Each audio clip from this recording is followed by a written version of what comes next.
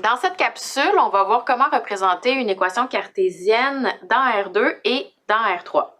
Vous allez voir que même si ce sont les mêmes équations, elles ne représentent pas la même chose dans les deux espaces différents, R2 et R3. Donc, on va commencer dans R2. Fait que ce que j'ai écrit ici, c'est que toute équation de la forme f de xy est égale à 0 est représentée par une courbe. Ici, je l'ai mis en gros parce que j'insiste là-dessus. Tout ce que vous allez avoir comme équation, quand on demande de le représenter dans R2, c'est forcément une courbe. OK?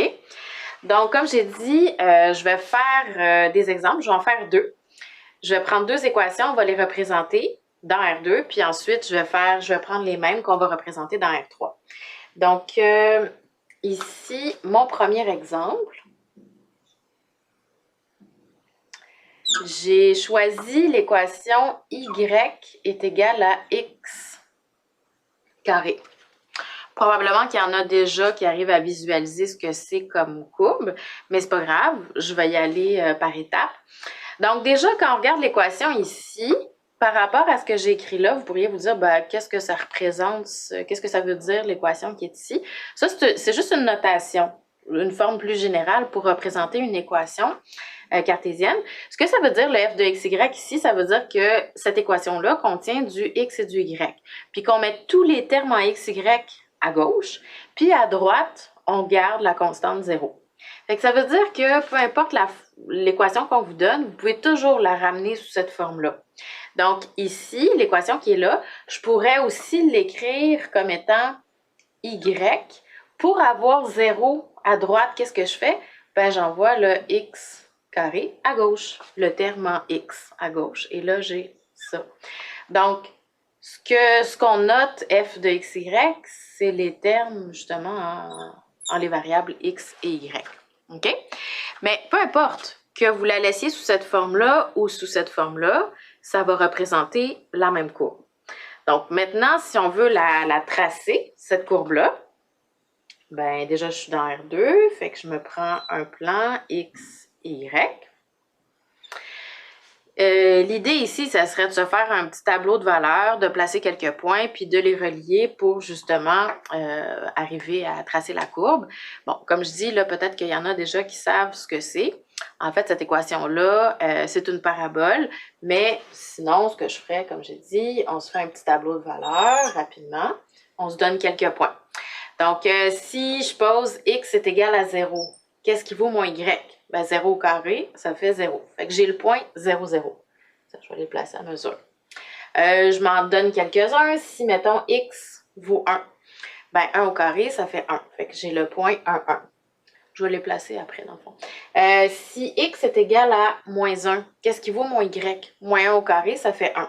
Fait que j'ai le point moins 1, 1 que je placerai aussi. Puis là, mettons, j'en mets un autre. Si x vaut 2, 2 au carré, ça fait 4. C'est un dernier. Si x vaut moins 2, votre y, moins 2 au carré, va valoir 4. Fait que ici, on pourrait remarquer aussi que dans le fond, peu importe ce que prend la valeur, en fait, peu importe si x est positif ou négatif, votre y est toujours positif. Donc, c'est au-dessus de l'axe des x, la représentation ici de la courbe. Fait que là, si j'avais placé les autres points, dans le fond, je ne les mettrai pas sur le plan, là, parce que je sais déjà ce que ça donne. C'est une parabole. Mais j'aurais pu relier, dans le fond, les points que j'ai placés là. OK? Donc, ça, c'est la représentation de mon équation y est égale à x carré. Et c'est bien une courbe. Fait que ça, c'était mon premier exemple. Je vais en faire tout de suite un deuxième. Puis pour mon deuxième exemple, je vais prendre l'équation x est égale à 1. OK, donc comme j'ai fait ici, je vais vous montrer comment retrouver cette forme-là, même si ça ne changera rien à la représentation en tant que telle. Donc ça, je pourrais aussi l'écrire comme étant, dans le fond, il faut que j'ai 0 à droite. Qu'est-ce que je fais? Je vais envoyer la constante 1 à gauche. Donc ça me donnerait x moins 1 est égal à 0. Donc ça devient mon f de xy. OK? Et j'ai retrouvé cette forme-là. Bon, là, je vais faire un petit remarque sur le fait que dans l'équation qui est ici, il n'y a pas de y qui apparaît. Et pourtant, là, on dit c'est f de xy.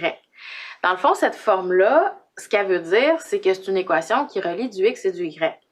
Mais ça n'oblige pas qu'il y ait soit à la fois les deux variables. Il pourrait y en avoir juste une des deux ou les deux. OK? C'est le cas ici. Mais ça veut dire quoi par rapport à la variable y? Qu'est-ce qu'elle vaut, cette variable-là, dans cette équation-là, pour que l'équation soit vraie?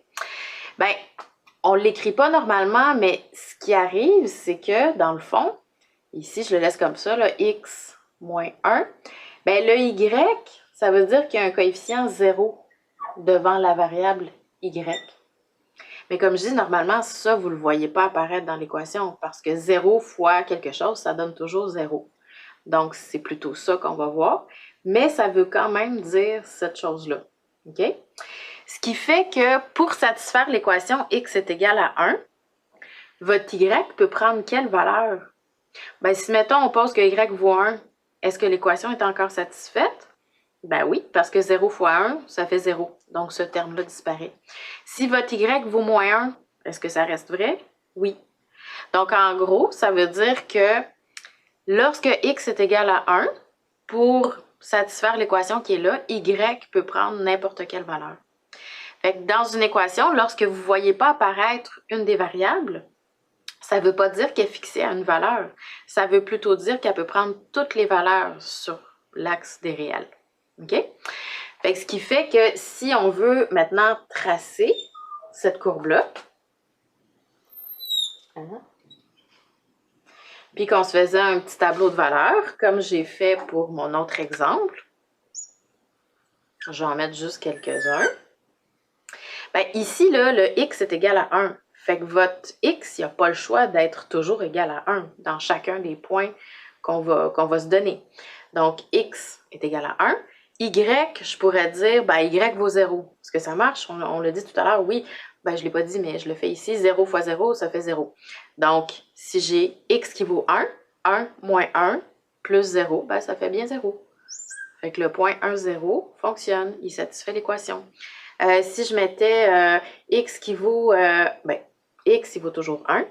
Mais si je mettais y vaut 2, ça fonctionne-tu? Oui, parce que 0 fois 2, ça fait 0. Donc, ça marche. Si je mets moins 1, ça va fonctionner aussi. Que je mette n'importe quelle valeur pour y, ça va satisfaire l'équation.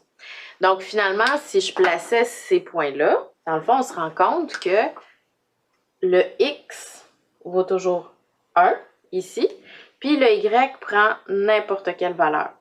Donc, finalement, ça me donne une droite verticale. OK? Bon, là, il y en a qui pourraient dire, ouais, mais une droite, c'est pas une courbe.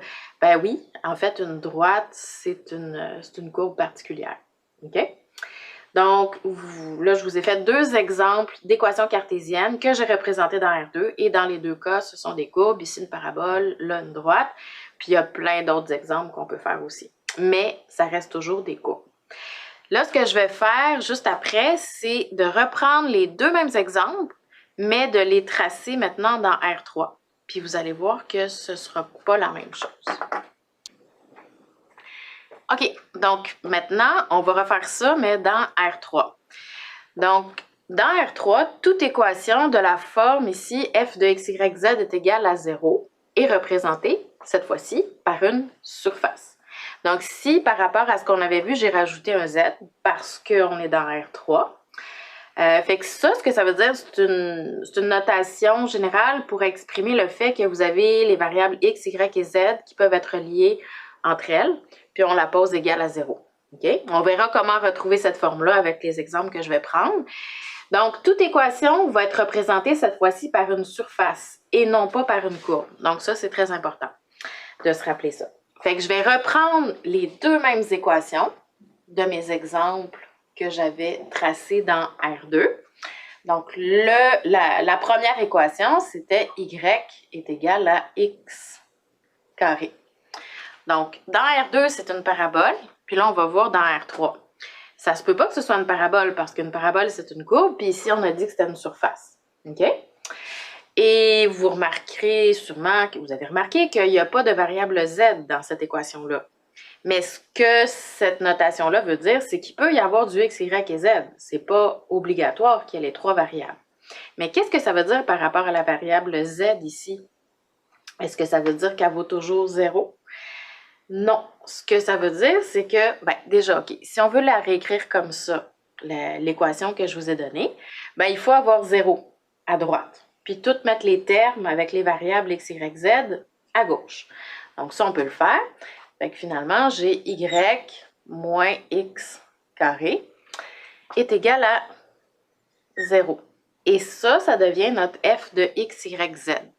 Mais comme je disais, qu'est-ce qui vaut le z? S'il n'apparaît pas dans l'équation, le z, ça veut dire dans le fond qu'il y a le coefficient 0 devant. Fait que je pourrais réécrire, même si vous ne le verrez jamais écrit comme ça, juste pour qu'on comprenne, c'est qu'on pourrait l'écrire comme ça, de façon équivalente. S'il y a un 0 devant la variable z, ça veut dire qu'elle disparaît tout le temps. Peu importe ce que le z vaut. Donc, encore une fois, comme on avait vu tout à l'heure avec mon exemple du x est égal à 1 dans R2, quand il y a une variable qui n'apparaît pas, ça ne veut pas dire qu'elle est fixée à une valeur. Ça veut dire qu'elle prend toutes les valeurs sur l'axe des z. OK? Donc, ça, juste pour la notation, là, ça devient le f de x, y, z. Ensuite, si on veut le tracer, on pourrait faire comme tout à l'heure, se faire un petit tableau de valeurs. Je ne le ferai pas, mais ça serait ça l'idée. Ici, on est dans R3, donc il faut se rajouter un axe aussi. Fait qu'on a, je vais le placer X, Y et Z.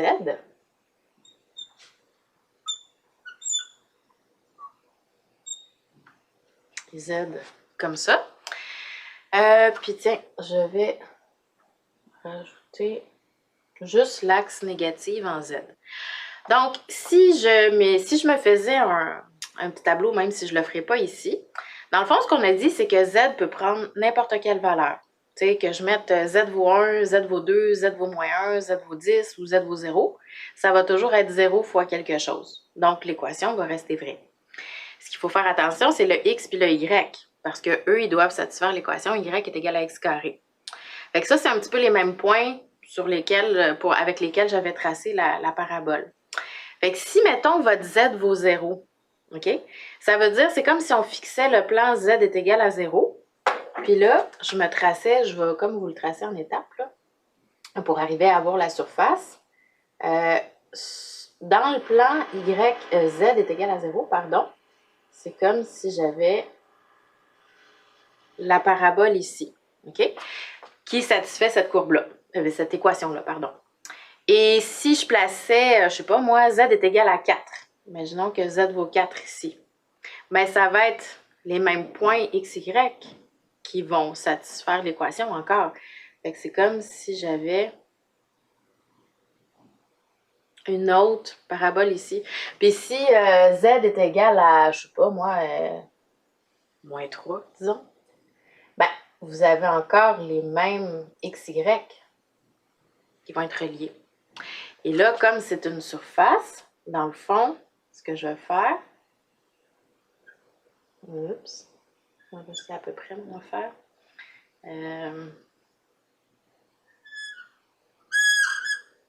Fait que là, il faut imaginer là, que tout ça,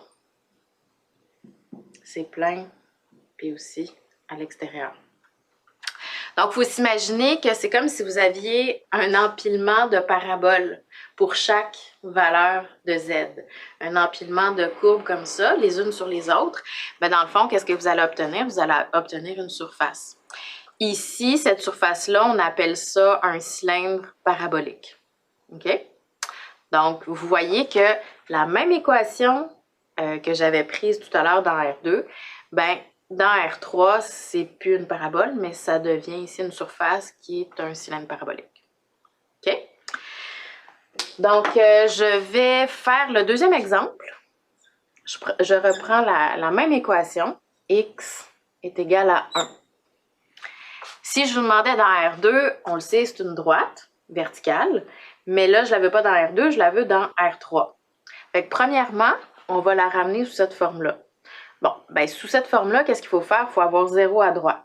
C'est assez simple ici. Je vais mettre x moins 1 est égal à 0.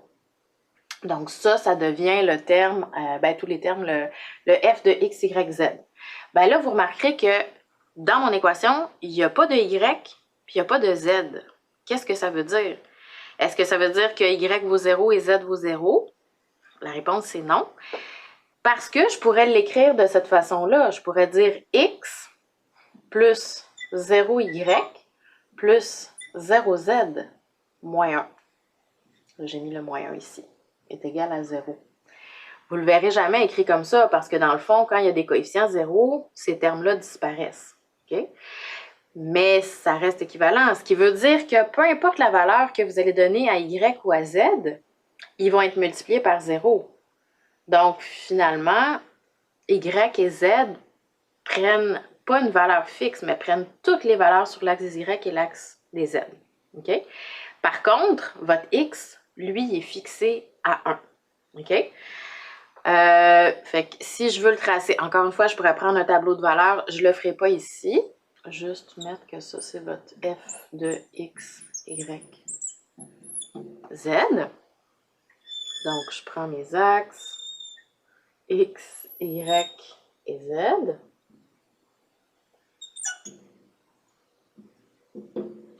OK? Puis là, ben, imaginons que ça ici, mon x vaut 1. Donc, tous les points, si on se faisait un tableau de valeurs, comme je disais, pour chaque point, votre x vaut 1. Mais là, on pourrait prendre toutes les combinaisons de y, z. Okay? Parce qu'ils peuvent prendre toutes les valeurs réelles sur l'axe des y et z. Donc, finalement, ce que ça va donner, ça, là, ça va donner un plan qui est fixé à x est égal à 1. Donc, ça va être quelque chose, là, imaginons là, que tous les points passent par x est égal à 1. Là.